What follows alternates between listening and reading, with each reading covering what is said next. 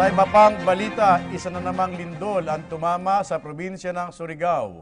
Ayon sa Philippine Institute of Volcanology and Seismology, o PVOX, may magnitude po ito na 5.9 na naitala sa Anaw-Awon sa Surigao del Norte. Bandang alas 8 po ng umaga yan, ngayong araw ng linggo.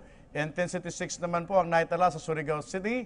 Intensity 4 sa Limasawa at San Ricardo, Southern Leyte. Intensity 3 sa San Juan at San Francisco sa Southern Leyte, habang Intensity 2 naman ang naitala sa General Luna o General Luna. Sa Surigao del Norte naman wala pong nasaktan, at base po sa pag-usap natin, nagpapaalala po ang PVOX na asahan ang iba pa mga aftershocks sa mga susunod na oras.